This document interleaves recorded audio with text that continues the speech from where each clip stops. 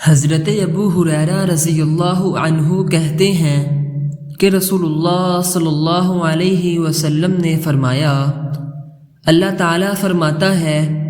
جب میں اپنے مومن بندے کو آزماتا ہوں، اپنی عبادت کرنے والوں سے میرا شکوہ نہیں کرتا تو میں اسے اپنے قیدیوں سے آزاد کر دیتا ہوں، پھر اس کے گوشت کو بہتر گوشت سے بدل دیتا ہوں،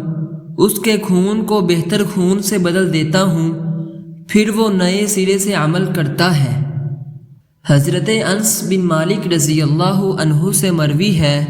کہ رسول اللہ صلی اللہ علیہ وسلم نے فرمایا، مومن کا معاملہ عجیب ہے، اللہ تعالیٰ اس کے لیے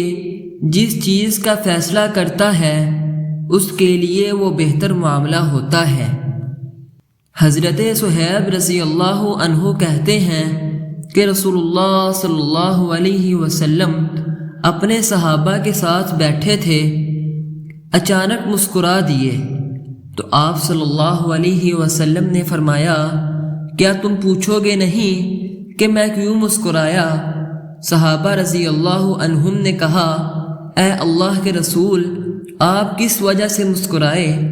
تو آپ صلی اللہ علیہ وسلم نے فرمایا، میں مومن کے معاملے سے خوش ہوا، اس کا سارا معاملہ بلائی ہے، اس کی پسندیدہ چیز اسے مل جائے تو اللہ کا شکر کرتا ہے اور یہ اس کے لیے بہتر ہے،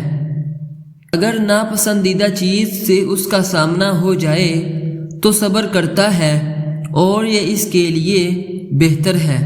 مومن کے علاوہ کوئی بھی شخص ایسا نہیں جس کا سارا معاملہ بلائی ہو۔